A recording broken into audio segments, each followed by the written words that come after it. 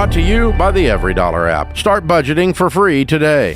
Olivia kicks us off in Buffalo, New York. Olivia, welcome to The Ramsey Show.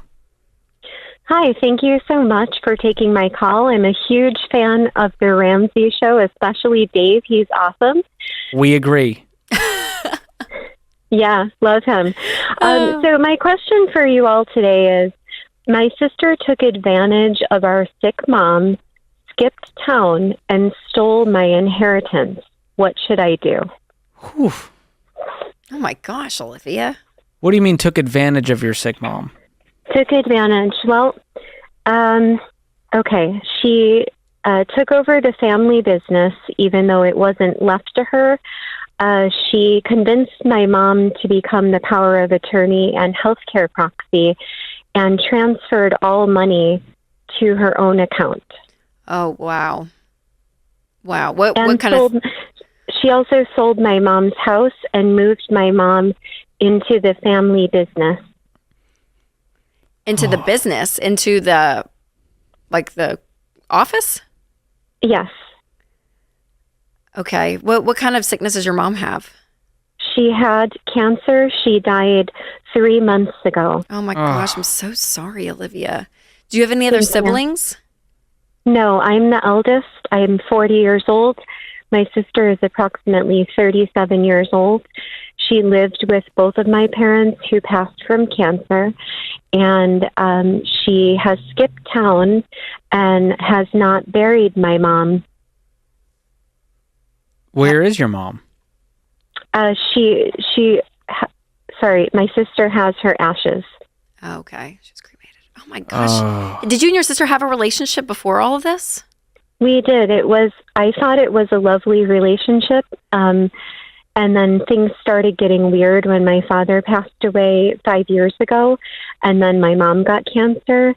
And I believe she felt entitled as the power of attorney to all money, all estate, all inheritance, and she's gone. She changed her number. She left town. So from a legal standpoint, did your mom have, and your dad, any documentation legally, like in a will of what your inheritance is, and then she went and changed it as power of attorney? Or is there a will out there that you are owed essentially your inheritance? There is a will that my mom wrote. I have never seen it. My sister attempted to change the will 1 month prior to death, but they never got it signed. So there is a handwritten will. I'm not sure if it was done with a lawyer, but I've never seen the will. Okay. And you have no point of contacts for anyone that might have information on this?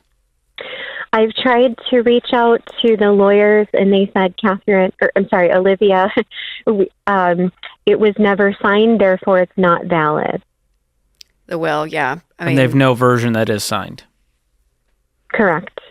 Oh man, Olivia. Oof. And what's the question would be, do I keep my own peace and sanity and money and move forward with my life, or do I try to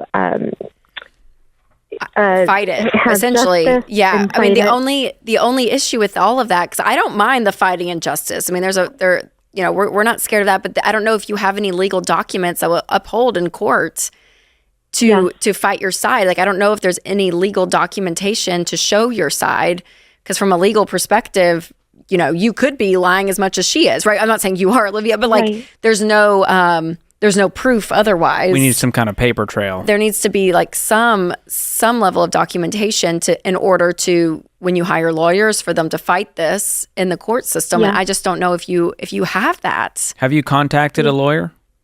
Yes, I have. What did they say? That was a lawyer.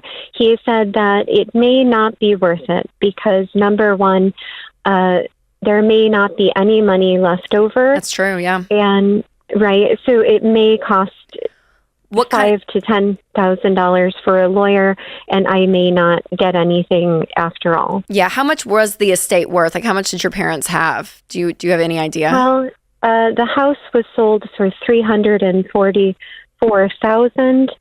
There were many liens against the house, okay, and my sister has all of that money. Okay, so there were some liens. Was that all of your inheritance, or was there other money that was supposed to be given to you?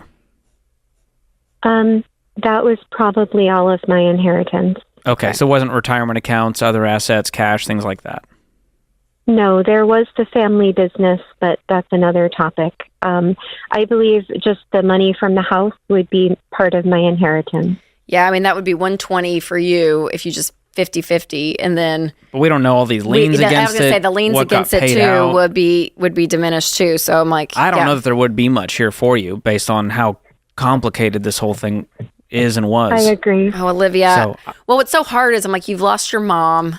There's a feeling of no dad, closure. Yeah, and your parents lost your sister in this. There's no closure. There's, I mean, the whole way it went down for you, Olivia, is just terrible. And I wish I had better guidance or direction for you to get some justice in this. But do you have any money right now? Yes. How much? Oh, myself? Yeah. Oh, yes, I work. I make $70,000 a year. I'm a surgical nurse. I'm married. I have a dog. We're doing just fine. I just this situation is a strange one.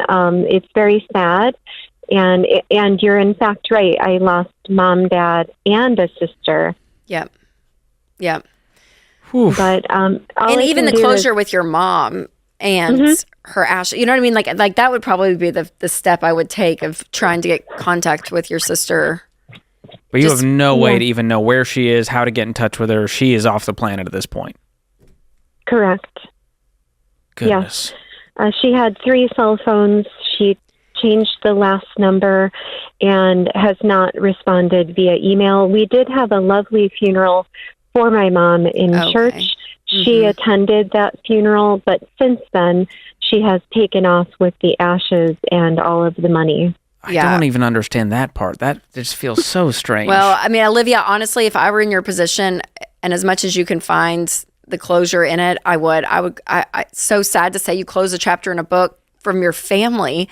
But she's crazy. I mean, she sounds crazy. The way you've presented it to us, like she sounds almost crazy, dangerous. If you did pursue her, that's right. I'm like, she stole. It's immoral the things she has done. And so if I were you, I would create. I mean, not that you have to even draw boundaries because there's no relationship there. But I mean, I would in my heart just. There's a level you got to just say, all right, that I'm done. I can't. I'm not going to keep fighting in this wheel because even that with the inheritance and all of that. It just muddles the piece of what's happened with your parents, at that point. And so for you, Olivia, I think it's in the healthiest retrospect for you to move on. Hang on the line. I'm so sorry. I'm going to send you a copy of Dr. John Deloney's book, Own Your Past, Change Your Future, to help you grieve all this. Create your free every dollar budget today, the simplest way to budget for your life.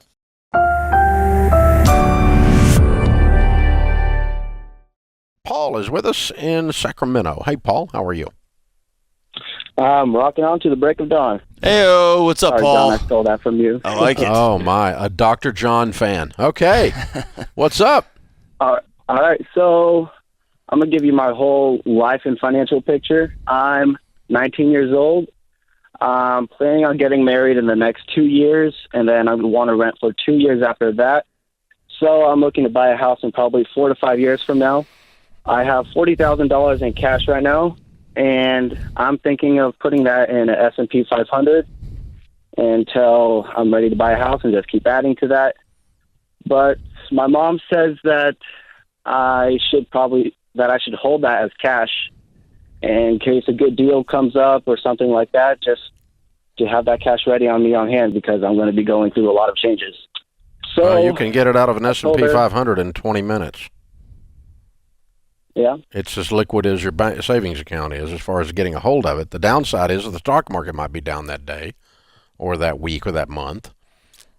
And so, I mean, if $40,000, if it had a 10% drop in the stock market, that would be an unusually bad year, statistically unusually bad year, and that would have cost you $4,000. If the stock market is up 10, 15%, you're going to make $4,000, $5,000, $6,000 per year doing this. So if you can handle emotionally the swing of you may make 4 or 5 or 6 and you might lose 4, that's probably your over and under on the thing, then the S&P 500 is okay if you can handle all of that. Right. The chances of your 40 turning into 20 is very, very, very low. It's only happened a couple of times in history.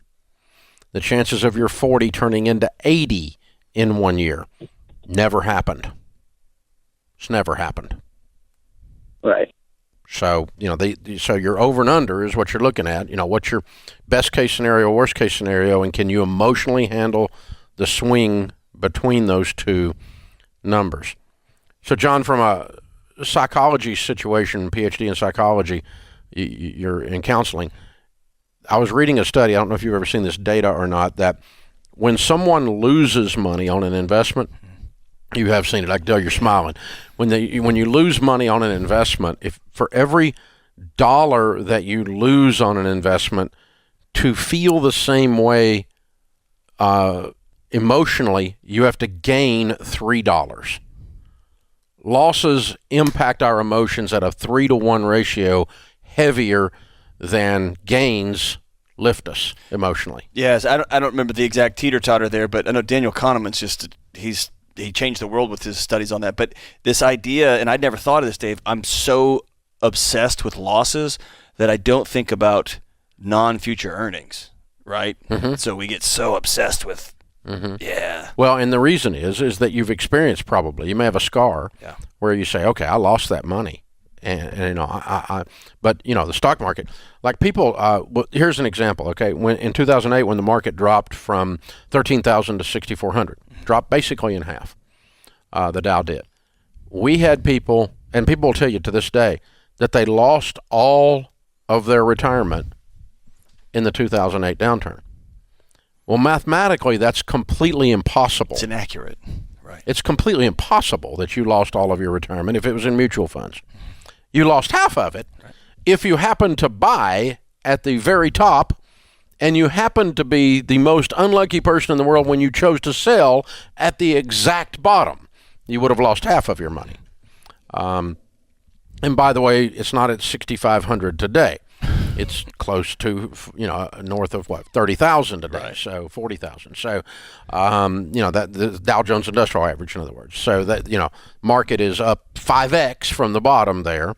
But in that effort to lose, to emotionally recover from that downturn, you completely avoided the market since 2008. You've missed out. Your $1 million would have been $5 or $6 million. Right. Or we see that's especially what you missed out on. When you put $5,000 or $20,000 or $100,000 or $1 million into your company, and your company's not doing well. We're so loss averse that we keep dumping money into that thing instead of cutting our losses and moving. Yeah, it's very difficult, and especially when it's a small business person who their dreams or identity are tied up. That's right. Yeah, you just do it with marriages too. We just keep going. We don't stop and have conversations. Yeah. We say necessary endings. Yeah. Our buddy Henry Cloud, right? Yeah.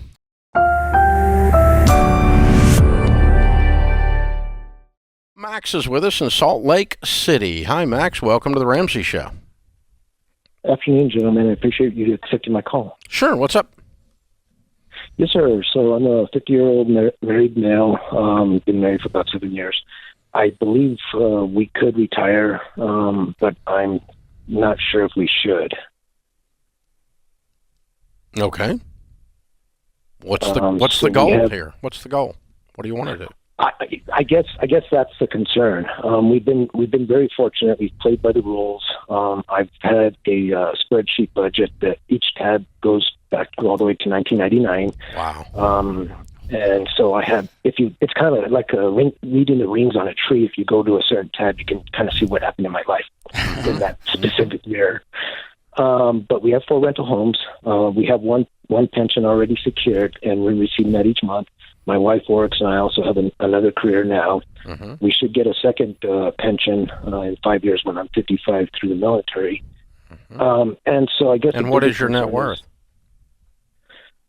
Honestly, I don't know. When we account for our 4 rental homes, they are paid off. Mm-hmm. We live in a fifth wheel. We've lived in a fifth wheel for about 5 years now, so that we can have cash flow through the rentals.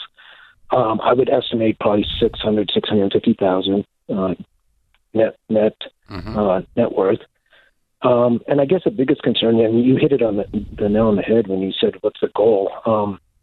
What I have found that for a very long time now, I've always woken up and had a goal, had something I wanted to achieve, had something I wanted to, a medal I wanted to put on my chest or something I wanted to put on my wall. I never thought that 50 years old I would kind of be lost, because I don't know if we should go for a fifth home. I don't know if we should just call it good. We're making now 14.2 a month net. Our total expenditures each month outflow are about 2.3. And I kind of had this wild dream of I've been a private pilot since I was 18, so 32 years. And I was talking to my wife that maybe someday I can take about $35,000 and go after a instructor rating, and maybe I can do that part time until basically the FAA says I'm too old to do it. But then I don't think I'm going to make the return on the investment if I did that. I guess I'm just looking for something to wake up in the morning for. But the money's easy. The numbers are easy. But now that we're here, I don't know. Yeah, I do want you to change gears, though, from doing your duty, because you're a man of honor who's always done his duty, to finding something that you make money doing while actually enjoying it. And I don't care if you make a lot of money, it wouldn't make me mad. The challenge about the question, even if the return wasn't it, was it? The challenge about the question you're asking, Max, is you've ROI'd joy. You've put a spreadsheet to what matters, and you've spreadsheeted out relationships, you've spreadsheeted out excitement, you've spreadsheeted out happiness, you've spreadsheeted out joy, and it's very hard to capture those things with a 10 key. And the challenge is you're asking a question, what can I go do? What can I go seek that's going to fill that gap inside of me? And that's going to come from the inside out, not the outside in. So the question Dave's asking you is a profound one. What do you want to do, man? Yeah. And so here I'll give you a hint, okay? I'm going to send you Ken Coleman's career assessment and his new book, From Paycheck to Purpose, because what's missing here is purpose. Yep. Yes, I'll give you a place to look. Find something where you're serving other people and making their life better that makes you smile. And then I want you to do that with great scale and go make $1 million doing that. Because you're only 50. You've still got 20 or 25 good, hard years of work that you can bring value to other people's lives. And by the way, if you do that in a proper way inside your skill set, they will give you, as my friend Rabbi Daniel Lapin says, certificates of appreciation with presidents' faces on them. When you serve others and make their life better, they are grateful. Just like when you have a great experience in a high-end white tablecloth restaurant, you are more than happy to say thank you to the person who served you by leaving an outrageous tip. And that's the way the economy should work, is when we serve each other, there's a transfer of wealth that results. And I want you to get that, because you've just been grinding. On my notes here, Dave, as he was talking, you could see the word I wrote. I wrote the word service. I just wrote that word down as he was speaking. The only way out of this trap is to go be about making somebody else's life better. And it doesn't have to be a nonprofit. Nope. We can argue that Steve Jobs, like him or not, like Apple or not, made lots of people's lives better with these magic wands we carry around in our hands called phones that we can do anything with now, and became bazillionaires because they made a bunch of people's life better, and we can go on from there. Or something as silly as, you were with me at a park maybe a month or two ago, and your wife and Henry Cloud had to peer pressure me into getting on a roller coaster because I'm terrified of heights. That's my thing. And the other day, you and I jumped out of an airplane together with a guy who... With parachutes, With parachutes, yes. We made it. But otherwise, we would have left our mark. But somebody... left it all on the field. Served us laughter and joy and overcoming fears, and that dude was incredible, and he kept us safe, and he walked us through it. That's a service, as far as it was a thing for They were me, right? incredible. Incredible. The team, made skydiving not terrifying. Yes, which is less than I can say about you pulling us on a tube behind your boat, right? But here's the deal. I was trying to serve you, John. Sir. You served you up to the water. I'm about 18% lake water right now. Yeah. But service can look like a lot of different things. But it's going out and saying, where can I bring people joy? Where can I meet a need in the world that's not being met? And go do that thing for other people. Right. Absolutely. Yeah, that's going to help in this situation. So mathematically, you can do a lot of stuff. You've got some pensions, and you've got some margin, and you've got some net worth, and you've got time. I do think you need to change gears. Oh, I'll tell you the book you ought to read. I got it. It's called Halftime by Bob Buford.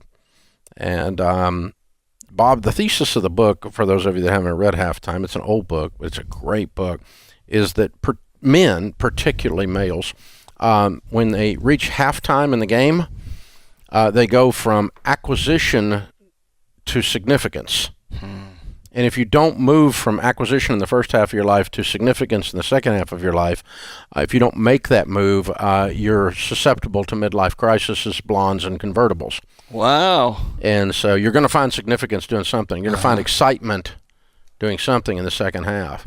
First half is just grind, and acquisition is fine. And by the way, the first half is not a chronological thing. It's an emotional thing. I did my halftime at 28 when I went broke. And so I reached the point after going broke, I don't give a crap what anybody thinks. I'm going to do what I'm supposed to do. And I went to significance, which is this thing has been done for 30 years now, plus 30 plus years. So been on the air for 30 years. But but that's that whole movement. There's a movement there that's tied to the midlife crisis idea and all that kind of stuff. But you're just having a chronologically a little bit later halftime. It doesn't mean you're emotionally stunted. That's not what I'm saying. But this guy, that we're talking to here, Max. But I think, hey, what's the next adventure? Yeah. Look for an adventure of service. A man without a purpose is an untethered, scary, dangerous person. Go find a purpose, man. Yeah. Go serve. Hang on, I'll have Austin pick up. We're going to send you a copy of that. Ken call all of Ken's materials and assessment and the book as well, From Paycheck to Purpose.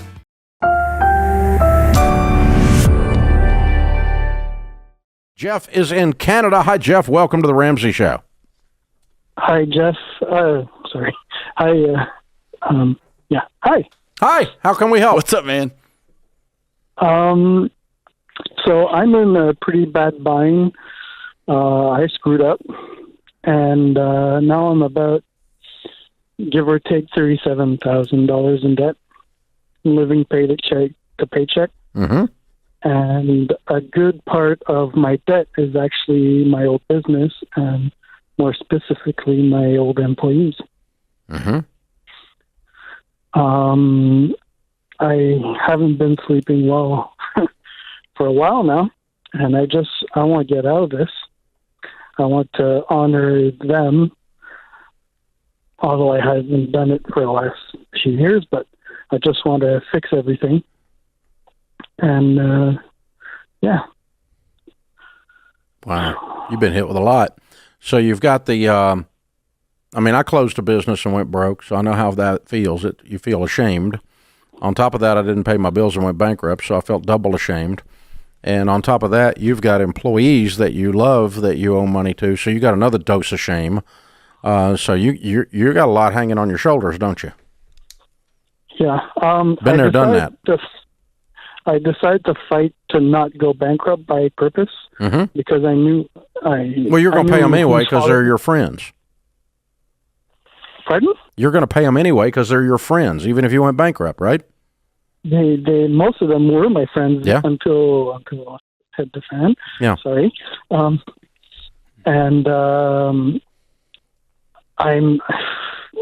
It's just getting worse and worse. And what do you make? What do you make now? Right now, I work remote for $2,400 a month. Mm-hmm. Well, that sucks. Take home. So that's with the deductions. Yeah, that sucks. I had a second job. I had a second job earlier this winter, but I was laid off, and I can't get a second job. I've been hunting for one, but I don't have a car anymore because part of my debt is also blocking my license from from me being able to travel. So I can travel, but I can't. I need a car because I live in a little rural area. So part of the settlement against your debt is that you can't go get work somewhere else. That doesn't make any sense. It's like an old debtor's prison back from the Dark Ages. In our province, if you owe anything for traffic tickets, and some of those traffic tickets were from our old bus, and my old drivers and me had fines, and the owner of the company gets a fine as well as the driver if there's anything wrong. Even if it's speeding, the owner of the company gets a fine as well. All right, so you don't pay listen. Tickets, Okay, so you're talking to two guys who in various stages have been right where you are. Okay? And so the question I'm going to ask you on behalf of both of us is, first I'm going to say, it feels like everything is in a dark cloud. Absolutely. You're not crazy. The question I'm going to ask you is this. Do you want to do what it takes to begin scratching and clawing and sprinting your way out of this thing? I've been trying to. That's why I went for a second job earlier. No, I got you. But part of saying yes, I want to scratch and claw is saying, okay, the way I was doing it wasn't working. I want to try something else. Would you be willing to do that? Yeah. Okay. You've got two issues here. One is, and you have in your mind, they've all turned into one big toxic stew. One of the issues is you got to get these debts paid off. The second is, so it's a math problem. You got a finance issue. And the second thing is you've got so much shame, so much relationship dysfunction, and now you're working from home, so you just sit by yourself all day long and stew. And you faced rejection, and you got laid off, all this stuff. So you got this interpersonal stuff going on, this relationship stuff, right? So these are two separate challenges here. So we got a plan for you to help you with the money. But you're going to have to take what I would consider some pretty radical steps on the human side of this. Would you be willing to do that? Yeah, and I forgot to say earlier that I've been looking at getting a loan to try and to tackle one of the two and just get rid of one of the two main problems. So I was also calling about that, asking if I should get a loan and fight for it. No, you have an income problem. We have to solve your income problem. You can't borrow your way out of debt. And the bad news is you have $37,000 worth of debt. The great news is it's not $370,000. It's only $37,000. $3,000 a month for a year, and you're free. You're completely free, but you don't make any money. And you've got 1,000 reasons why you have to stay in this poop that you're sitting in. And I'm going to tell you, you probably need to move to another city and get 6 jobs in the city. And that you can't sit in a rural community where there's no jobs and make $2,400 in a dark room and get out of this. Besides that, you need the human interaction. You need the sunlight. Yeah. Yeah, and you need a new look, a fresh start. And I don't know if you move back to this community someday later, but I want you to go 100 miles away and move into a major city, and I want you to work 7 jobs, 80 hours a week, and I want you to be 100% debt-free by this time next year with $15,000 in the bank. Then you've got some choices.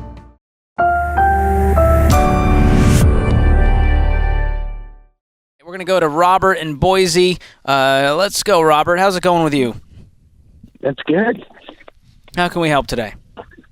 Okay, so I had a TSP question. All right. Or actually 2 questions about the thrift savings plan. I retired last December. Congrats. From, thank you, worked at the Border Patrol for 21 years.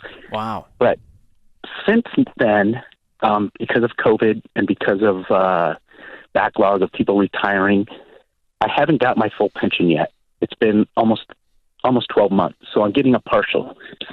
So right now, between child support and rent, I'm coming out at 0. So I'm trying not to dip into my TSP at all if I can help it, because it's taken a hit over the last year or so. So it's drastically reduced. And then I've got friends who are taking their TSP and going to like a private someone, I don't know, like Lincoln Financial or someone where they can still play with it and make some money. I've got it just kind of sitting there doing nothing right now. Okay. So questions are, do I dip into it because I got to pay some bills? I'm going into debt further and further using credit cards and everything, waiting for the government to come through with my full pension. And the second part is, do I shift it over to a private company where I can possibly make money on it? Well, number one, on my TSP. I never wait on the government to do anything in my life because you're going to be waiting a long time, as you know. So number one, I'm cutting up the cards, and debt is not going to be an option.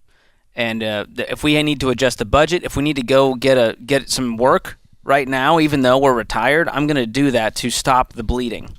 Number two, I wouldn't just jump out of the TSP and go play with it elsewhere in the private sector. I don't think that's wise either. Now, you can, if you need some of it to live right now, that's okay. But I would be working with a financial advisor. You can connect with a SmartVestor Pro. Those are the ones that we vet over at RamseySolutions.com. We've got some in the Boise area who can walk you through the best decision to make with that chunk of money that you have in the TSP. If it's worth moving somewhere else, if you can make more elsewhere.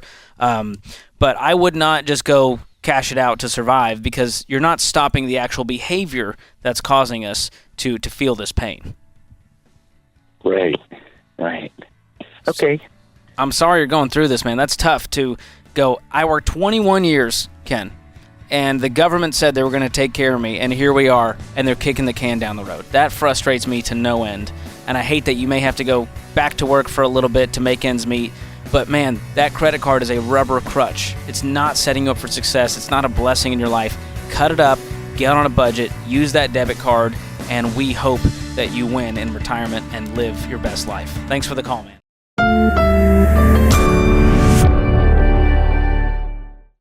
Hey, Alex, what's up? Hey, how are you, Dave? Great, man. How can we help? Yeah, so the reason I called is because I'm in need of a bit of career advice. Okay. So I'm 24 years old. I don't have any loans from undergrad, and I plan on starting pharmacy school later this fall. Great. But most of the pharmacists that I've spoken to tell me that the field is no longer worth it, and it's not what it was before. It's becoming really saturated. The job outlook is projected to go down significantly. And also the pay has decreased, at least for like retail pharmacist, entry-level pharmacist. And so I just don't want to go into something and regret it for the next, however many years, if I'm not going to be sure if I can pay off all those loans. Yeah. With those type of projections. And that's interesting. So I had not heard that. I didn't. You know what? I don't doubt it with the CVS's and the Walgreens entering that space and largely controlling that space as one of the major employers. And it's and the drug space in general is moving pretty rapidly. Generics and discount programs and the Cuban just did a thing with drugs, and there was a deal, and so yeah, that's interesting. I kind of don't doubt what you've heard. I don't know that personally, but it doesn't sound like it's outlandish to me. Yeah. So let's say all of that's true. What are you going to do? So that's part of the reason why I was calling, because if I've been listening to your show like these last 2 weeks, I started listening.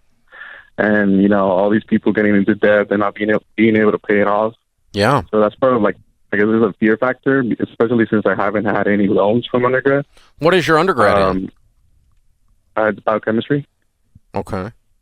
So you're obviously bright. Yeah. What's your GPA? 3.8 from undergrad. Good for you. Okay. Well, there's a lot of stuff you could do with that. It doesn't have to be pharmacy. It's just that's been your dream a long time, and now talking about changing horses is scary as crud, isn't it? Yeah, so everything I've done has led to that, and there really hasn't been a plan B. Yeah. So I don't know if I should stick with this and hope for the best. No, I think you need you need to pan back and develop a plan B, and that'll help you decide if you're going to stick with it. Gotcha. Let me give you a decision-making tool I use in all major decisions, and I use it in business. I use it personally. Okay. I always want a lot of options. The more options I have, the better decision I'm going to make. Because in developing the options, I learn a lot about all of the paths.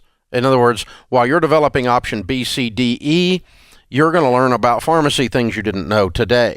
And when you feel like you have one possible path and you're stuck on that path, that seldom results in a good decision, especially when you've got data and evidence making you question your decision. And so an example would be, years ago, I got ready to lease a building for this business. Okay, I had one I had my eye on, and I liked it, and I thought that was the right way to go. But instead of just doing that, I went and became an expert on every building in a 10-mile radius that was for rent, what the rent was, what the square footage available was, what the build-out cost was going to be, and I spreadsheeted all of it, and I put all of this data down there, and in the gathering of all of that, the decision rose up, and it actually was not the building I thought it was. We ended up going with building B rather than building A, and it turned out to be one of the best real estate deals I've ever done in my life.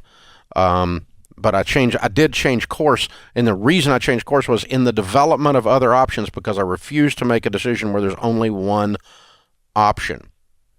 And so that's that. When people say, for instance, even in a dating relationship, there's only one girl on the planet that God has for me, you're screwed, because that's just not true. Number one. Number two, you've just talked your way into marrying crazy or something is what you just did, and that's a bad idea. So I think you may end up back at pharmacy, but George, I think he needs a bunch of options. Yeah, I was telling him he needs to go into research mode and figure out what are all of the options based on my undergrad, what are all the schools in the area, who's willing to give me scholarships, what kind of offers am I getting, versus backing yourself into a corner and going, well, this is it. I got to take all these loans. He needs Ken Coleman's Get Clear assessment. I like that. Hold on, I'm going to give you that, okay? It's like a $30 thing on our website or whatever it is, $20 or something to take this quick assessment. And it's going to help you get clear, and it'll give you some output. It'll give you some ideas of things to think about and look at. And I'm even going to go ahead and give you Ken's book, From Paycheck to Purpose, because I think that's what's going on. But for sure, take that Get Clear assessment and maybe even call the Ken Coleman Show and talk to him after you've done this. Because I'm not saying that I don't have. I told you early in the conversation, I don't have personal knowledge that pharmacy's dead. But what he's saying doesn't shock me. It does smell right. Yeah, and so I want to look into all the options. And I know that, like you said, Dave, we have to shift gears here and go, maybe pharmacy school isn't the thing that I always thought it was going to be, and now I've got to switch, and maybe I go into research, or maybe I go into a different industry. That can be a hard pill to swallow, but I don't want him calling back 5 years from now going, Dave, I regret it. I'm $200,000 in debt, and I don't even want to be a pharmacist. Well, and he's got the gray matter to be a scientist or do anything he needs to do with what he's talking about. So there's a lot of different directions he can go. It just depends on what you want to do with your life. What do you want when you come home at night and you're tired? Is it a good tired? Did you feel like you accomplished something? Are you working at something that you're passionate about? And you and I finish doing one of these live events, and we've been on stage for a couple of hours or whatever. We come off, we're tired. We finished doing a 3-hour show. We're tired. It takes more energy to do a 3-hour show than to work an 8-hour day. And so, but that's a good tired because it's stuff we love doing. Yeah. And that's what Ken talks about all the time, is being plugged into something you love doing. It's a great assessment. I took it myself, and I'm in the right field, Dave. I want you to know that. Well, I feel a lot better because I was worried about that. It said you should be a pharmacist. No, I'd be terrible. I'll leave that to our other friend on the line here. Yeah, you may end up there, but I'm gonna explore some options, because here's the thing: if you do end up back there and you have looked at all the options, you will be sure. It will have pushed the doubt aside. And I don't know how many pharmacists you talk to get this information either. I might talk to a few more. Try to find someone who's actually happy they did it, and ask them why these other people are wrong. Well, if you ask teachers if I should go be a teacher, they'll probably tell you right now, the ones you talk to say, don't do it. But does that mean teaching is a bad profession you shouldn't get into? It might be the thing you're called to do. That's true. And so it's a tough thing. You got to watch out who you listen to as well. Yeah, that's true. You need to gather more information. Yeah, it sounds like you have a limited thing here. It knocked you off your kilter because you had one thing you were doing, and it was like, this doesn't happen. Yeah. That's it. I'm with you, man. Hey, I hope that works out for you. Hang on, Kelly will pick up. We'll give all that to you as our gift. This is The Ramsey Show. Brought to you by the Every Dollar app. Start budgeting for free today. So I'm 29 years old, and back in 2023, after a harsh talk with my wife to manage her spending, we made the decision to get out of debt, and we achieved that. And 2025 was going to be our year that we were house shopping and going to buy our first house. And about a month and a half ago, I got a statement in the mail for some credit cards and found that my wife has pulled about 3 new credit cards and has maxed them out, and we've now accumulated some new debt. She's always had a bit of a spending problem, and I thought we got through it, and we were pretty happy being debt-free. Just not quite sure how we have this conversation again, and how to make this stick and be on the journey of being debt-free and managing our money. How much debt on the 3 cards? From zero, we've now accumulated a little over $3,000. Okay. And when you said, hey, I thought we were getting out of debt and saving for a house, and you ran up credit cards, and you knew I hated debt, and we had worked to get out of debt, and you did this, and didn't tell me, what did she say? Well, she's pretty embarrassed but defensive. Her mother stole her identity at a very young age, and she's never had great finances. We've did a lot to get her out of debt, from debt that was accumulated as she was 8 years old, with TV, utility bills, cable bills, all done by her mother. But we did a lot to do that, and she doesn't want to end up like her mother. And she's very embarrassed. How old is she? She's 30 now. Okay. How old are you? 29. And how long have you been married? 8 years. Okay. All right. I'll give you an observation of what I think I heard you saying. Hey, George here in the control booth, and I bet you're wondering what they're going to say next. Get out of debt, sell the horse, yada, yada, yada. The advice may be predictable, but the internet is anything but. You see, your personal info is out there, up for grabs by shady companies ready to add more scam and spam to your life. And that's why I use Delete Me. Delete Me will scrub your data from all of these sites so that you can focus on The Ramsey Show instead of who's buying and selling your info. And Ramsey fans get 20% off at joindeleteme.com/Ramsey or by using the link in the description below. So go take control of your privacy as soon as this call is over. I'll give you an observation of what I think I heard you saying. And I want to play it back to you, okay? I think you were using the words we and our when it was only you. I wanted to get out of debt, so I talked to her about her spending, and I got us out of debt so that I could buy us a house. I had a harsh conversation. I don't think she was involved in any of this emotionally. I don't think she agreed with the decision. I think she went along with it because she's embarrassed and shamed about her handling of money. But I don't think as a grown-up she stood up and said, I'm going to join hands with you and we are going to hit these goals. Instead, I think she's been treated like a little girl again by you. That's the language you were using, and I'm going to play it back to you. Did you hear that? Yes, I did. Absolutely. Yeah. And, when you said, Bobby, I had to have a harsh conversation with her about it. And so I think the real question is, number one, kind of what Dave was just proposing of, okay, so looking back now at the whole journey in which you guys have walked through the last few years with money, how has she been through that?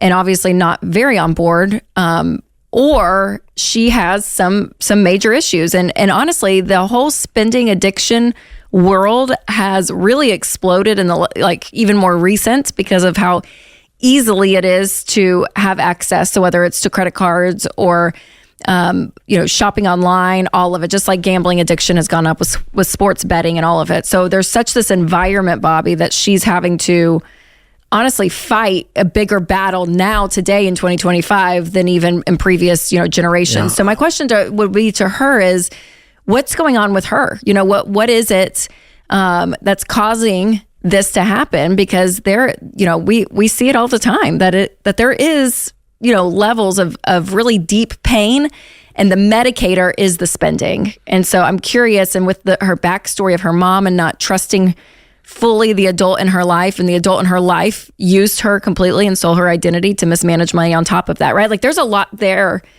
for her. And so does she recognize any of that, or is any of that in the conversation? Yes. We sat down early on when we wanted to buy a car together, and we would like to finance something, and she didn't know anything about credit and all that, and that's where it was found. And she was very upset by that, and it came as far as she was actually arrested on felony charges for deceptive practice for a bad check written by her mother, and luckily found not guilty. And that's where the changing point in our lives were to get out of. How long ago was all my that? debt, her debt. How long ago was that? Sorry? How long ago was that check thing? The check was made when she was 18, still in college. I mean, when did this charge come? Charge came in 2021. 4 years ago. Yeah. Okay, so this is 4 years in the past, and apparently we've gotten Mom off the stealing pattern. Mom's not stealing her identity anymore, at least as far as we know, right? No, we're completely locked down with our identities. Good. Okay, so all of that's in the past. She didn't do anything wrong there. She was a victim there. Then that changes gears when she runs up debt in contrast to what you guys have talked about. And so Rachel's right. It could be an addictive behavior. It could be coming out of pain. It could be coming out of you just controlled everything and she didn't have a vote, and this was her only way to have a vote. So she just ran off and did whatever the flip she wanted to do because you tell her everything to do, and she doesn't, she's saying, her little girl's saying, you're not the boss of me, I'll show you. And sometimes people react that way too. Mm-hmm. So, because I think you told her what to do, I don't think you got agreement. There's a difference. Would you agree with that, Bobby? I absolutely agree in a half and half scenario. I know I can have that kind of tendency. You have on the phone with us. Yes. Okay. We heard it. That's where it's coming from. I'm not being mean to you. I'm just saying that, there's a difference in getting people to buy into a vision and go forward. That's leadership. There's a difference in a leader and a boss. A boss is a guy to cattle prod and tells you what to do. It's a stick and no carrot. And that's in business, but it's also in ministry. It's also in your marriage. And so versus I'm going to get collaboration. We're both going to sit down and talk about the pluses and minuses of debt.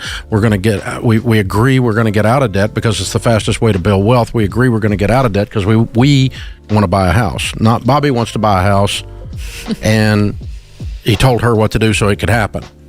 I kind of think that's what happened, Dave. So I'm not blaming you for this. She shouldn't have lied. She shouldn't have deceived you under any circumstances. That's wrong.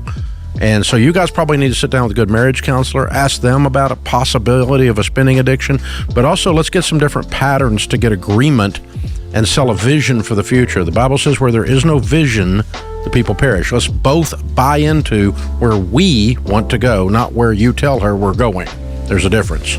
This is The Ramsey Show. Create your free every dollar budget today, the simplest way to budget for your life.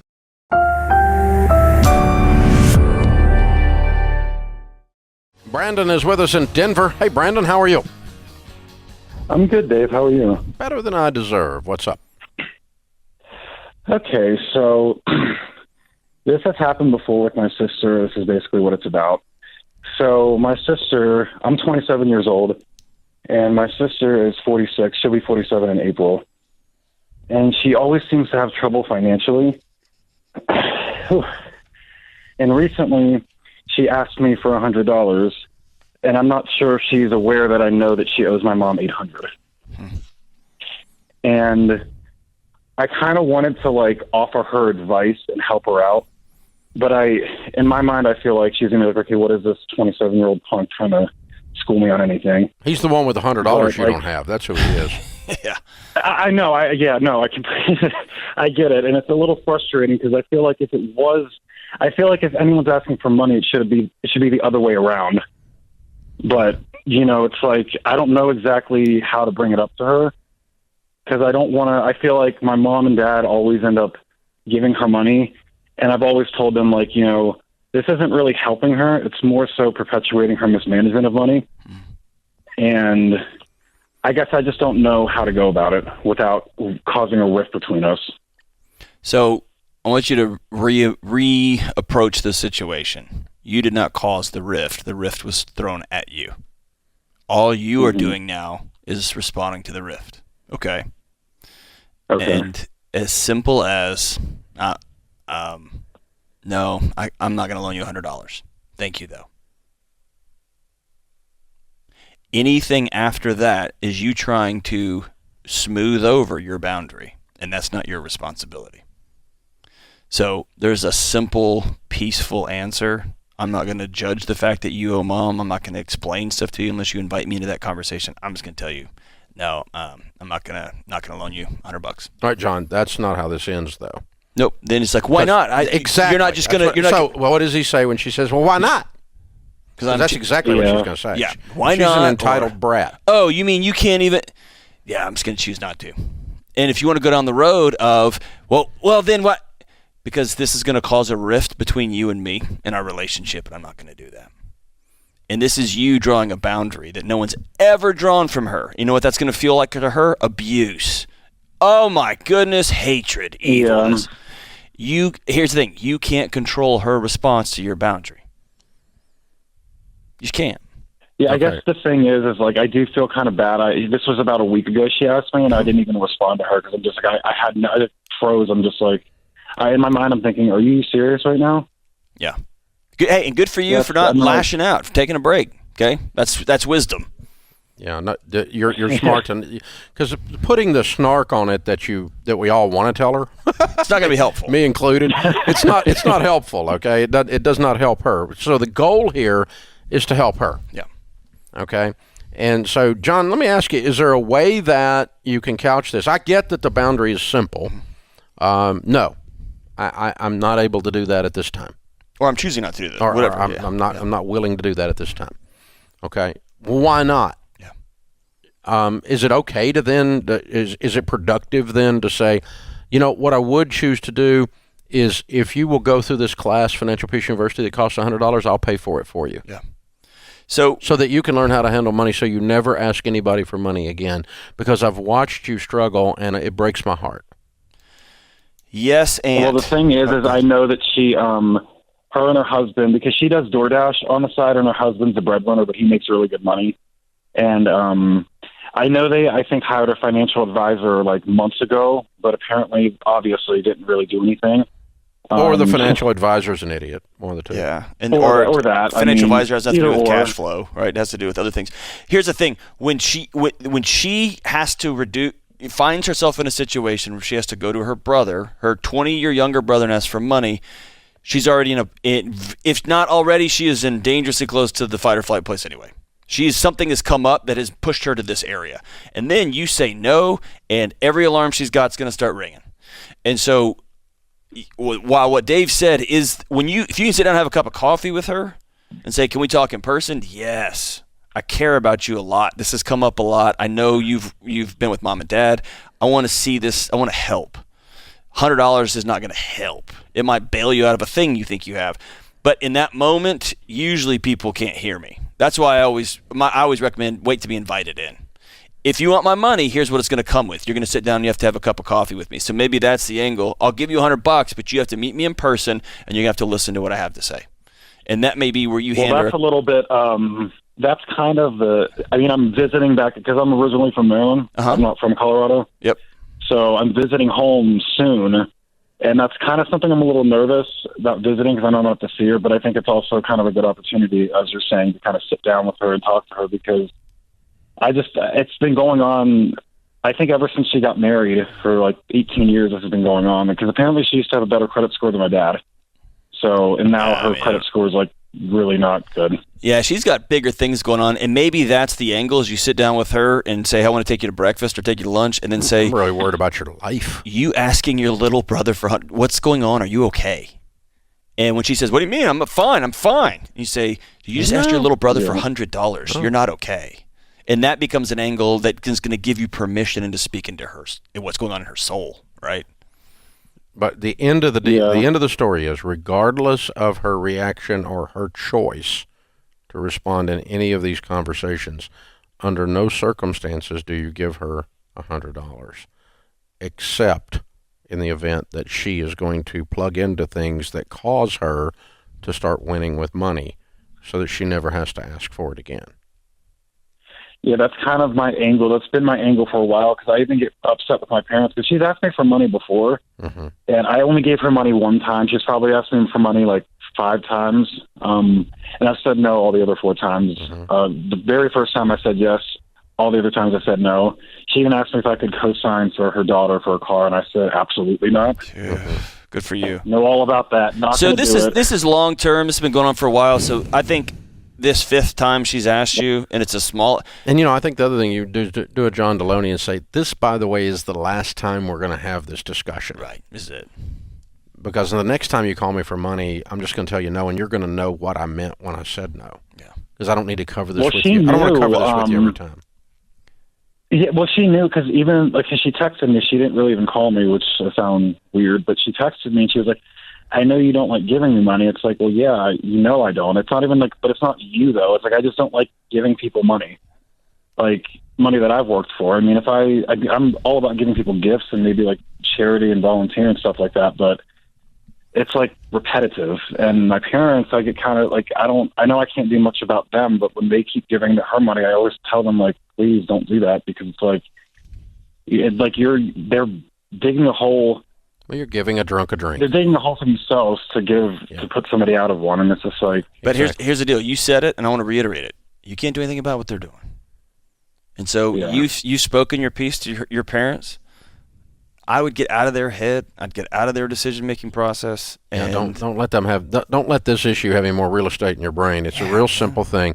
I'm willing to help my sister in a way that I am really helping her, not in a way that I am giving a drunk a drink. It's very simple. And if she does not want to participate in that, then I'm unwilling to have any more conversations even about this until she is. Okay.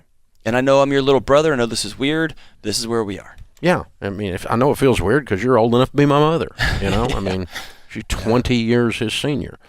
And so that is very weird. Yeah. It's not a classic sibling relationship. And so, you just say, here's my terms, and they're all for your good. Yeah. I don't need the $100. I could give you $1,000. But none of this is going to help you, but I want to really help you. And something's clearly not okay. Yeah. She's got bigger problems than $100. Heartbroken. A lot bigger problems. And because they're chronic, they're ongoing. Brought to you by the EveryDollar app. Start budgeting for free today. Next, we have Cody in Lancaster, Pennsylvania. Hey, Cody. Welcome to the show. Hey, Rachel. Hey, John. It's good to hear from you guys. I must admit, it's a great birthday gift to be able to talk to you guys. I'm pretty excited. Aww, happy birthday. Happy birthday, nervous. Cody. How old are you, man? Birthday's not till tomorrow, but yeah, it's exciting for me. I've been listening. I'm a new listener, but how old are you? I do enjoy listening to you guys. 29 tomorrow. Nice. Hey, you're going to be 29 for the next 30 years of your life. Congratulations. That's awesome. I know. That's what my mom keeps saying. She's been 29 for about 30 years or something like that. Yeah, she loves being 29. It's great. But, so what's I've got up, dude? a bit of a two-part question for you guys, if that's okay. It's one question, but I don't even know really how to ask it in one single thing. So I bought I started a job in insurance in 2019. We moved out to Pennsylvania. My wife's family lives here, and we lived with her parents for a little while, and we had a brand new baby at the time, and that was absolutely toxic, and I had to get out of it. So we wanted to buy as well because we've been renting for so long, and at the time, we'll be close family, so we wanted to buy anyway just to be in the state and grow my business. But we bought a house that's more of like your first home buy.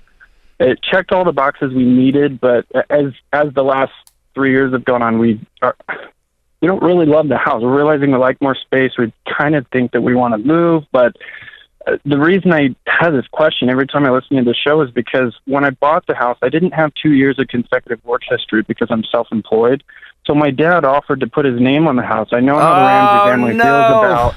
I know. Don't hurt me. But I didn't. So I've only been listening to you guys for a little bit. But I know when I listen, and I would never do it now, nor would I ever ask him to do it again. And I've already apologized to him for doing it. And he makes buckets of money out in California doing what he's doing anyway. But it's not a problem for him, and he's never paid a single dollar at all from our house, the down payment, anything. His name just had to be on the thing in order for us to get it. Sure. So the idea was to get the house, after I worked for 2 years, refinance it. But we're sitting here now, 3 years later, and interest rates have more than tripled. So I'm like, it sounds so dumb to refinance it. I'm a little torn because I want his name off of it. Even though he doesn't need his name off of it, it's not hurting him.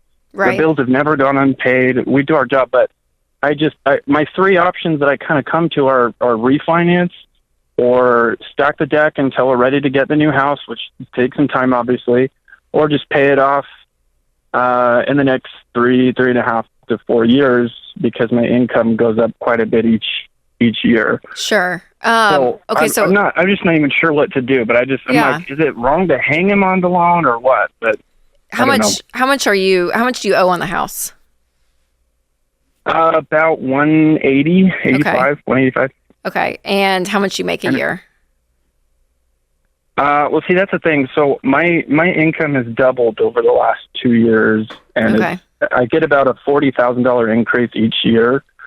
But I would say you have the last few years, and you hope to get it in the future. Yes. Be very careful about making you guys with. Yeah, don't make financial decisions based on this. Yeah, in 14 years, I'm going to be making. Right. Be careful about that. Right. And that's why I don't want to go into like a really expensive house or anything. We're minimal people. We don't need a lot to be happy, but our income now, I'd say by the end of this year, we'll probably clock in just under. I'd say probably somewhere around 90. And then, because the majority of everything that I make, I get a giant bonus in January, depending on how annual enrollment period goes for Medicare, because I do mostly Medicare. Okay. So I get a huge influx in the beginning of the year, and then I get like a monthly payment through the rest of the year. So I have to spread it out. I'm good at saving because I have to spread myself out in order to live. So sure. After that point, it really do you guys have any other debt, Cody? No other debt. Well, all right, that's a lie. We have a car that's going to be completely paid off in December. It's going to be paid off. Okay. Completely. So other than that, we just have a house. Okay. And you said I've done the math. I cut you off, but. After I've done the math, and I know John just corrected me and not to do that, but I've done the math in a conservative manner as though I'm going to be increasing my income only half of what I've been increasing it the last 3 years. Mm-hmm. At about a $20,000 increase because I like to do my numbers extremely conservatively. Sure. And it should only take us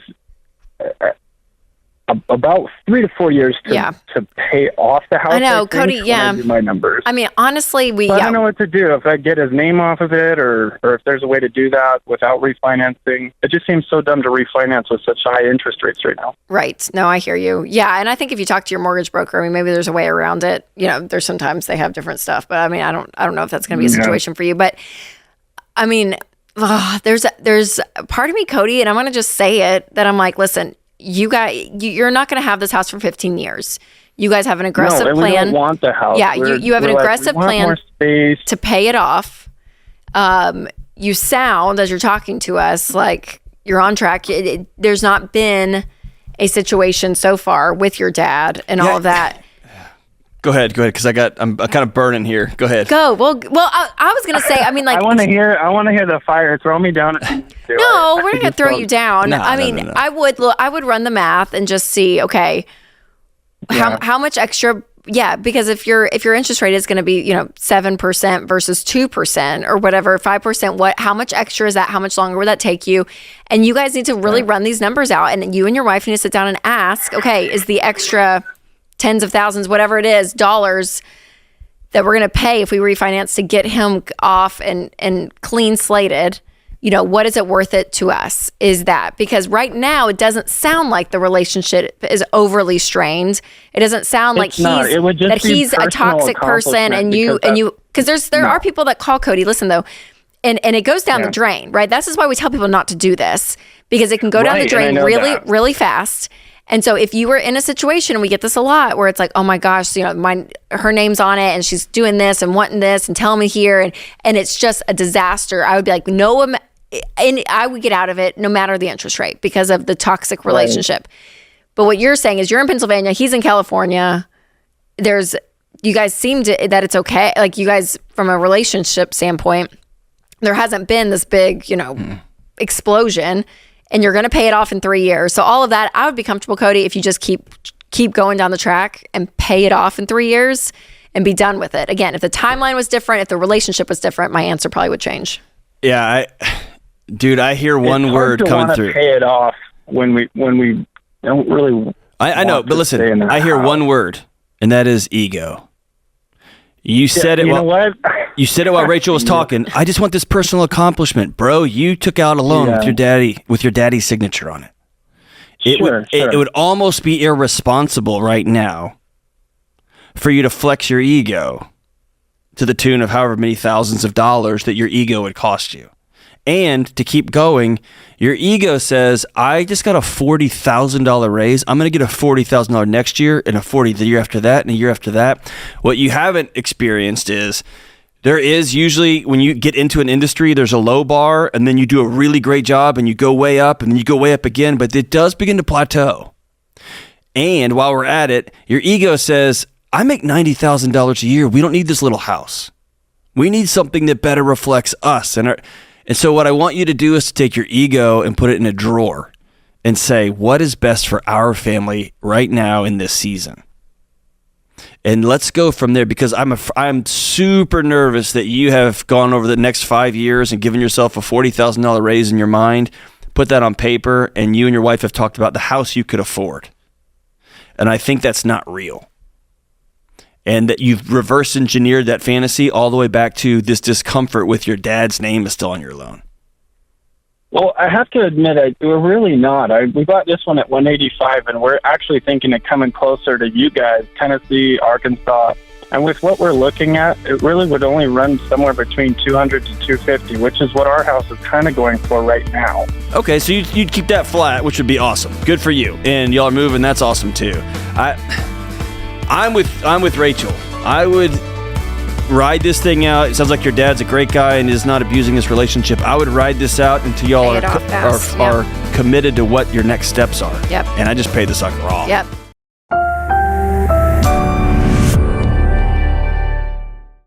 Minneapolis, Minnesota is where David awaits. David, how can we help? Hey, Ken and Rachel. Thanks for taking my call. So calling for kind of how to have a financial conversation with your significant other. So my girlfriend and I have been seeing each other since the beginning of the year. I've been dating most of that time. And I understand that finances are one of those big ticket items that we definitely need to be on the same page before I put a ring on it. Ha ha ha. We had one a few months ago, and we shared a few things, specifically our overall debt number. And I could tell that she was very uneasy and uncomfortable and probably felt some shame. And so we were dealing with a lot of other things. So I'm like, hey, let's put this conversation on the shelf and we'll address it later. And we've been fine since then with regarding that. And just would like to hear your thoughts on how to have that conversation, how to enter in that conversation, how to have boundaries. Do we need a third party to help mediate that conversation? How serious is this gal for you? Pretty darn. Mm-hmm. Are you guys even talking about marriage? So, not yet. But that's because she is we have agreed not to do any progression forward. Because she is in her first year of residency, and that's a very taxing year. And I'm on the idea of engagement should be 3 to 6 months, and we're not even near that. All right. That time frame, time scheduling frame. I don't know what Rachel's going to say, but that's what makes this show fun. I think that I would be talking to her about general thoughts about money. Like, what do you think about debt? Last time you kind of talked about, here's how much debt I have, and then she told you how much she had, and you felt like she was shameful about it and all that kind of stuff. But that's not talking about philosophies. And this is really about philosophical thoughts about money, which is simply, what do you believe about money? What do you value? What do you care about? I don't want to have debt. I would like to pay off all my debt. Once I pay it off in my marriage, I don't want us to do that. I mean, you don't have to talk about marriage per se, but just talking about your views and thoughts about money. And I'd start there. Hey, I'm just curious. What do you think about this? This is what I think about money. This is what I believe about money. Does that hit you the wrong way? What do you think? I'd make it all about you so you don't put her on the defensive. And then you're going to lay out your values on money, and I would see how she reacts to that. Is she just asking legitimate, inquisitive type, I'm just getting to the bottom of what you believe, or does she have some sort of problem with it? But Rachel, I'd kind of stay there. It seems that where they're at in their relationship, I wouldn't go much deeper than just putting your values out and seeing how she reacts to it. Yeah, because regardless of her number of how much debt she has, if she's in residency and she took out medical bills, it's probably medical student loans to go to medical school. Yeah. Then it's probably going to be a lot. But regardless of the number, that's not a reason not to marry someone. But different value systems, that's your red flag. And that's what Ken is saying. And I think that's what's wise is to have these overall. But you guys, how old are you guys? So I'm 34 and she's 39 or 29. Okay. So y'all are, at the age, you're not like 18 and 19 where it's like the word marriage could scare us. You guys are at the point as adults that if you're dating for a significant period of time, I guess in my head, it's eventually going to go somewhere. Well, so now, what do you think about, this is what I wanted to know, because the female opinion versus the male opinion. Do you sense anything where she said, let's just not advance the relationship until I get through year one? I had a little red flag, but that's coming from a dude's perspective. That's why I'm putting that out there. Do you see a red flag? I know that it is a taxing It is, thing, without question. But I think that there's a lot of things in life that are very taxing, and I would want to do it with Winston as my husband. Okay. So I would like him to have this conversation. I know. I want your opinion on this. I'd like him to have this conversation about money sooner rather than later. Yeah, and I would say it's one of those conversations along with other conversations of values. So yeah, having the values conversation around money. Hey, what I see in my life in the next 3 years is being married, and when it comes to money, I want to be able to have no debt, pay it off. If my future spouse, you're my long-term girlfriend, so it's probably going to be you. Paying off debt, living debt-free, being intentional with our money, having goals. All of that is a value of yours, David. And then, kids, there's another big conversation around kids, in-laws, sex. These are big life conversations that you have to have before marriage, and money, yes, is one of them. And at the top of the list, like you said, David, because it does cause a lot of tension. So making sure that you guys have the same values. But also, David, can I say this? I don't know you. Oh, I'm very excited. But I kind of think you just need to kind of just relax a little bit. Oh, I do too. 10 months. You said, 10 months and you said dating. It's a 3 to 6 month window of engagement. I was like, why? Yeah. What in a crazy world, David, would you just say, let's go to the courthouse? We've been dating a month. We've been dating a year. And let's just go, right? I do think you've got things in a box, and I can tell you that life rarely fits neatly into the box. I could not agree with you more. Did we hurt your feelings, David? What do you think?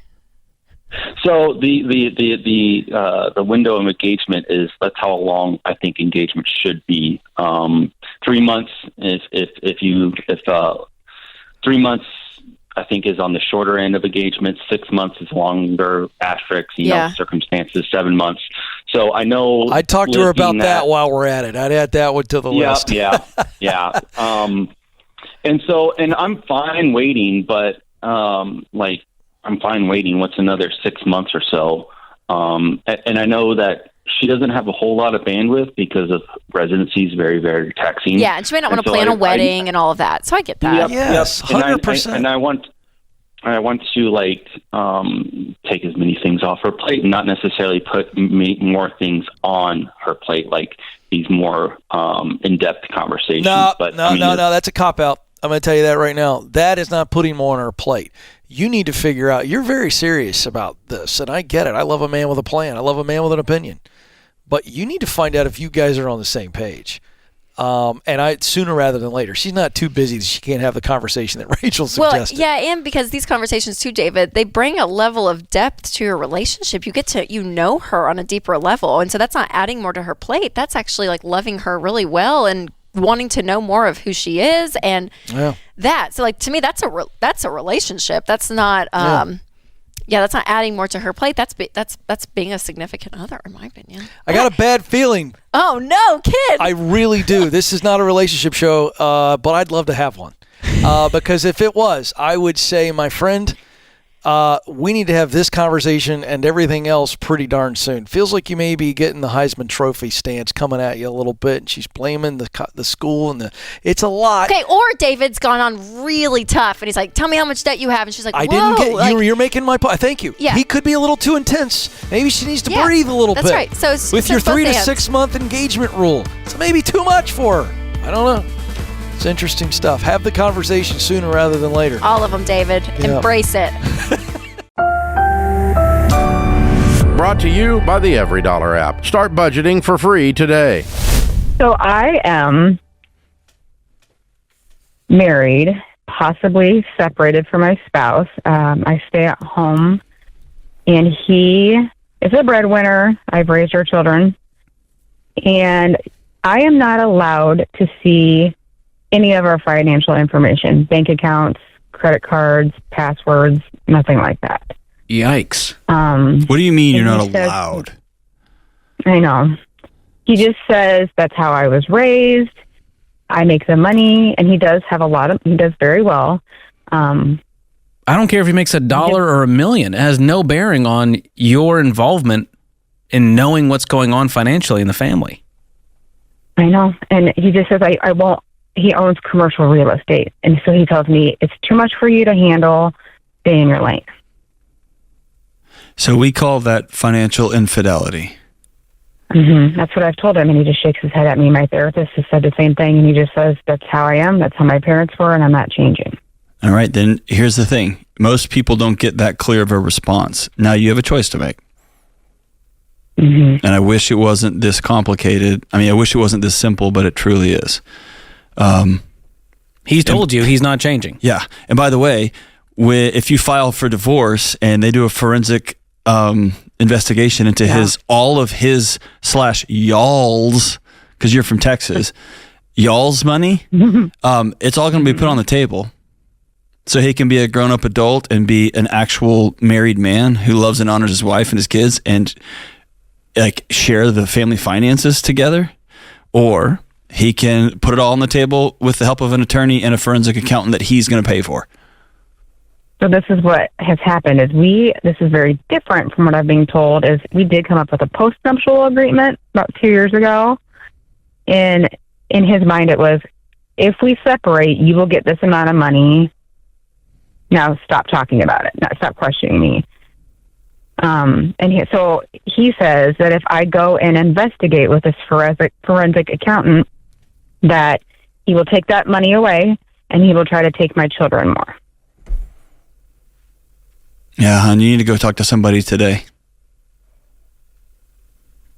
I've spoken to an attorney, and what they've said to me is, this is quite a good postnuptial agreement. I would be very comfortable, honestly, for the rest of my life. He has a lot of money in cryptocurrency that I know he's hiding, and I know that's really tough to investigate. I don't understand what you're asking. If you have an exit strategy that's going to take care of you for the rest of your life and take care of you and your kids, I don't know what you're asking. So should I just take the postnuptial agreement and let? I can't give you that. That's between you and your lawyer. I can't. I mean, I'm not looking at it. I don't have it. I don't know what you're dealing with at home. I just know you're in a very abusive situation, and it's hard to see the forest from the trees. And I'm telling you that you're worth more than the life you're living right now. And everybody thinks he's the sweetest guy. Doesn't matter. Doesn't matter. Doesn't matter. Doesn't matter. Doesn't matter. Doesn't matter. I also have a disability that I'm unable to work. So I'm just real fearful that, I don't know, listen, what you're doing is you have a lot of what ifs and a lot of this is and that's, and then in 10 years and in 15 years, I want you to go sit down with an attorney. Not hem-haw, and don't send the post up to a friend of yours who happens to have a law degree. Hire a lawyer and go sit down and talk and say, I need to know what rights I have. Here's my disability. Here's my situation with my kids. I know my husband's hiding money. Here's the post-nup, and the attorney's job, because you're hiring them, is to advocate for you. And sometimes their advocate, like them being an advocate, is, hey, this is the best deal I've ever seen on paper. Take it and run.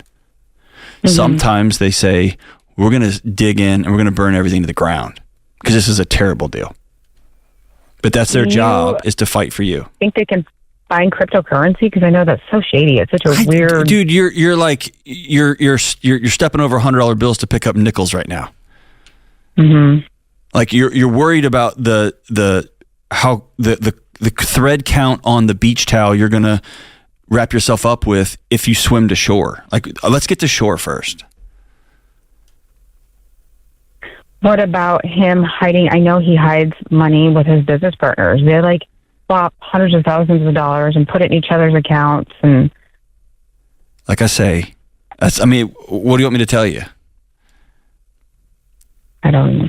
I think this is you starting to realize how angry and resentful you are, living this life this whole time while he hid everything. But the truth is, like John's saying, it has no bearing. You have your agreement on what it says will happen, and that's what will happen if you take the agreement. And so he may have hidden money offshore. I have no idea, but it doesn't matter. Right now, this is about you and your kids and your health and your safety. And if he's got a couple of business partners, and they're all laundering money and being shady and shifty, and they get a knock on the door from a federal investigator or from forensics accountants, and they get served for all of their last 7 years of financial transactions and every electronic transaction they have made, every electronic communication they've made, every email, every text, every signal, every WhatsApp, everything. And by the way, it's all discoverable. Then maybe they pucker up real quick and tell him to change his tune. But here's the thing. You won't know any of that just sitting in your house and spinning and spinning and looping and looping and looping. And that's what you've been doing for a long time, right? Yeah, about 5 years now. Let's stop. Let's take action. Either make peace with, this is my life and this is what we get, and he treats me fine. I just don't know how the money works. And maybe he does. I'm confident he doesn't treat you fine, because this isn't the behavior of somebody that treats their wife fine. He thinks he's amazing to me, and he does everything else nicely but that. And then when I ask him, he gets real defensive. Okay. So here's the deal. The ball is in your court, and you wondering about, well, what about this? And what about this? What about this? That's just a way to numb yourself from the reality that you are holding the next move you make. And if that next move is nothing, then set the ball down and just decide, I'm not going to ask questions about that. It is what it is, what it is. Well, we're getting divorced. I mean, it's happening because he doesn't want to hear me complaining about it anymore.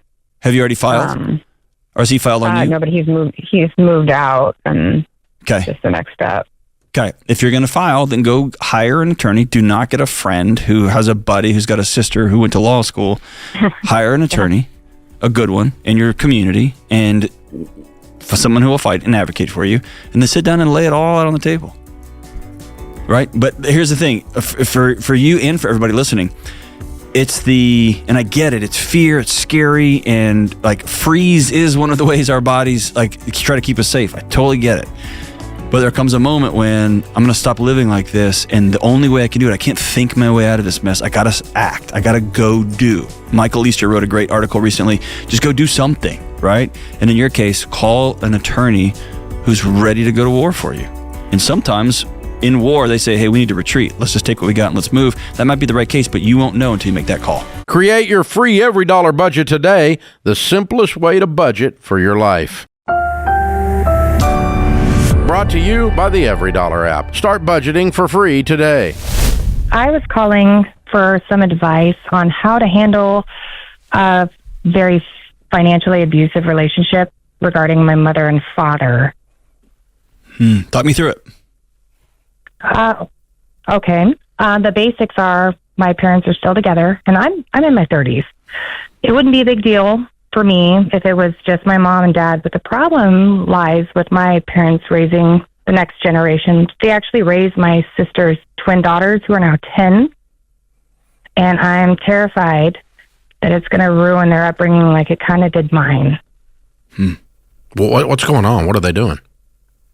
My mother is financially reckless. I mean, for years, she did prison time for stealing from her employer when I was 16. Once she got out, she took out false loans in my name, my father's name, false grants through the state, and she's just been financially reckless on credit cards in her name and my dad's name, and it's just left them in financial ruin. Wow. She's not only reckless, she's like a criminal. She's a toxic human being. Yeah. Wow. So what does your dad do? And the problem, well, once he finds out about certain things, he does have a verbal confrontation with her, but he rolls over and pees on himself, basically, and he won't stand up to her. And I think his spirit is just so beat that he won't stand up for himself at all. And I'm just left here as the auntie who's trying to make sure that her nieces don't go through the same situation that I went through as a child. So you experienced all of these things as a child because she was doing the exact same behavior and he was doing the same behavior. You talked about that twice. How do you think it affected you? Because you sound pretty adjusted to me. No, well, thank you. I'm not saying it didn't hurt. I'm not saying it wasn't a problem, but lots of therapy. There you go. Was it lots of therapy? Is that what did it? Therapy helped a lot, removing myself from the toxic situation. My mom kicked me out when I was 17. Okay. Right after she got out of prison, because there was a fight between us on, the vehicle situation after she got out. So I had to grow up real fast. I raised my younger sister for the last 4 years of her life. How does somebody with a criminal record get custody over 2 7-year-olds? Because it was over 10 years after the fact. So after 10 years, their felony is erased or expunged from their record after 7, I believe. Okay. So, and they were in the system. So they went through the process to do parenting classes and become foster parents, and they got custody of the younger two. So whenever I hear a conversation like this, I always want to ask what feels like an obvious question, but it's only obvious when you're looking from the outside. It's really hard to see on the inside. What of this can you do anything about?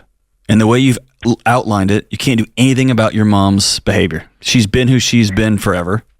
You can't do anything about your dad's behavior. He's been who he is forever.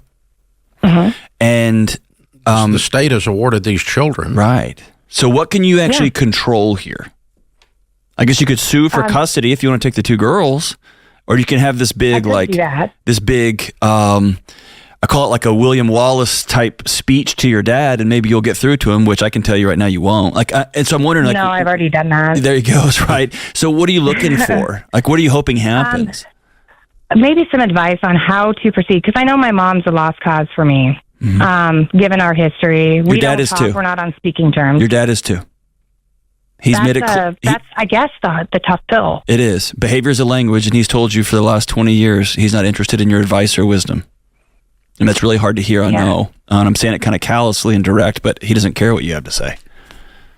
No, he doesn't. It never affects his actions. And I've convinced him 2 or 3 times to leave her. And he's always on board. And he, I have a big house with a basement that him and the girls can move in with me, because I have a 10-year-old too.